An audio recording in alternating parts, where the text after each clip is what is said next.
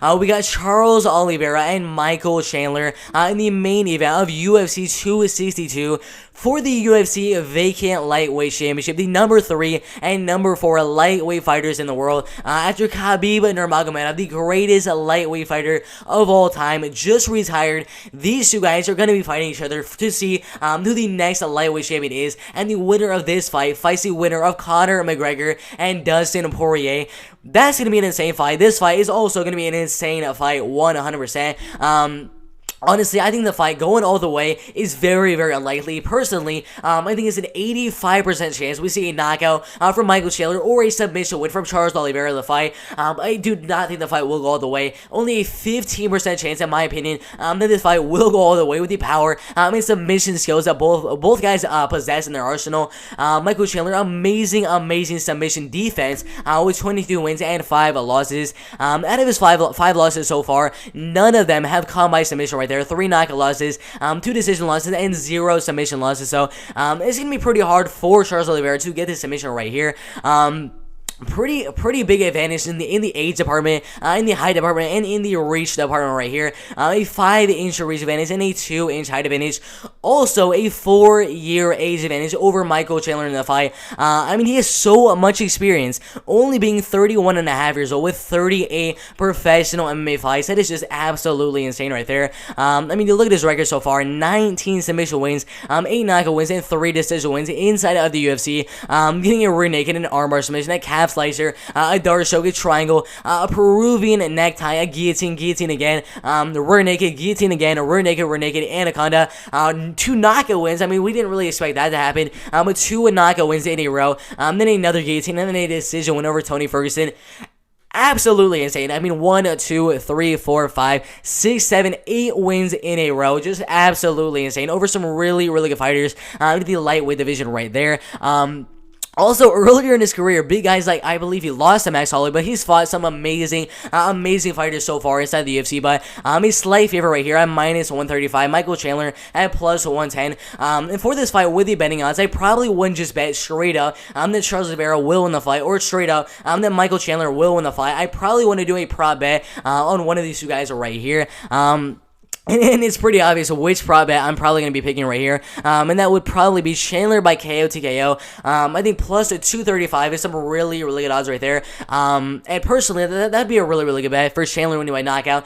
Because personally, that's the only real way I see him winning. Getting a straight right hand, a left hook like he did against Dan Hooker in his last fight, or taking the fight down and just ground and pounding for a TKO win. And then Oliveira, obviously, probably if he wins the fight, it would be by submission. I think this ship is kind of sailed for this one. It started at +240, is now at +175, so probably stay away from this one. Probably just stay away from betting on Charles Oliveira winning by submission, just because the odds shift so much just in the last couple of hours. Yeah, that ship is kind of sailed, but the odds for Michael Chandler winning by knockout are still some really, really good odds at +235. So they're the main way I see both fighters win the fight. Obviously, Michael Chandler getting a knockout, or Charles Oliveira getting a submission win in the first, second, or third round. But Michael Chandler and Charles Oliveira both have amazing striking, solid wrestling from Michael Chandler as well, and then amazing guillotine submissions, whatever the case may be, from Charles Oliveira in the fight. I mean, it's just absolutely insane. The most submission wins in UFC history.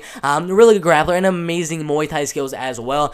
Black belt in BJJ. I mean, it's pretty obvious he's a black belt in BJJ. 14 submission wins and 5 more. That's 14 submission wins inside of the UFC, and then 5 more outside of the UFC.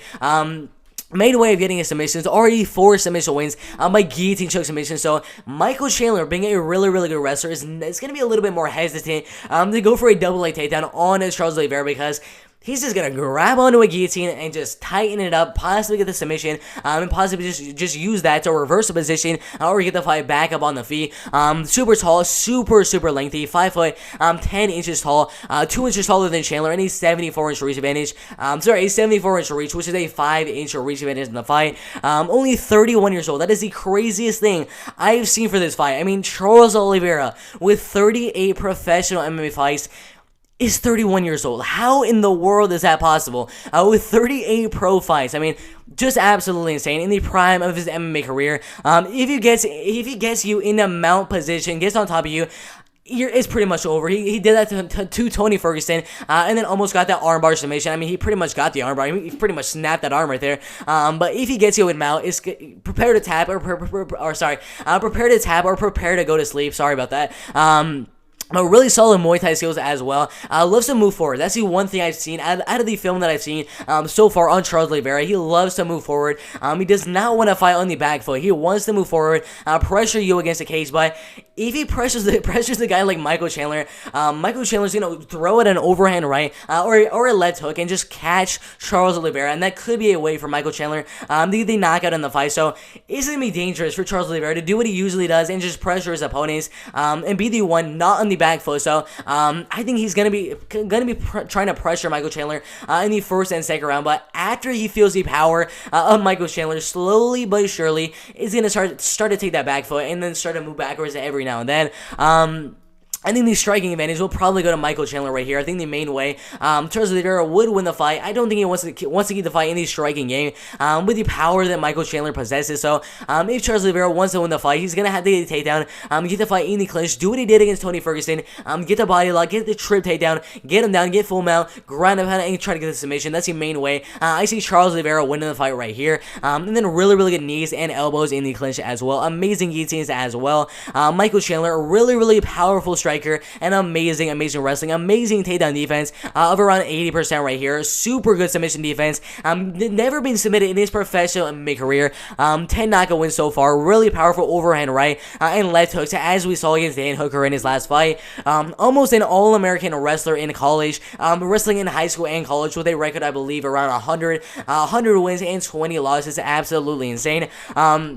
If he does manage to get Charles Oliveira to the ground and defend the submissions, and he's going to land some deadly ground. And that's the main way I see him landing the bulk of his strikes in the fight would be to take Charles Oliveira down. Charles Oliveira just looking for submissions from the bottom, and then Michael Chandler just dominating with ground and pound on top. But there is always that danger of Charles Oliveira just getting the submission from the bottom. So he's going to have to be really, really cautious going for the ground and pound on the ground right there. But if he's cautious, that could be a really, really good weapon in the fight. If you were to get the KO TKO, it'd probably be from a combination in the striking game. Catch Charles Oliveira, go for the double leg takedown, get him down, and ground and pound for the TKO win. That's the main way. I see him winning the fight by knockout, and the main way I actually see him winning the fight. 100% has the power advantage in the fight. He's most likely going to get a knockout right here. If he does get on top of Oliveira, he has to be super weary of the submission threat from the bottom. But if he does defend the submissions, it's gonna be a pretty interesting fight because Michael Chandler has devastating ground and pound as well. Main way to win it, obviously KO TKO from ground and pound in the fight. Should be a really, really interesting fight, to be honest. 50-50. I don't agree with the odds right here. The odds right now, let's see where they are. Minus 130 and then plus 110. Personally, I have it at minus 110 and then minus 110. I think it's a 50-50 fight. It could go either way. Michael Chandler could get the knockout, could get the TKO, could wrestle the whole entire fight. Charles Oliveira could just get the submission early in the first round. He could get some crazy flying knee, whatever the case may be. Overall, it's a really, really 50-50 fight in the main event right here for the vacant lightweight belt.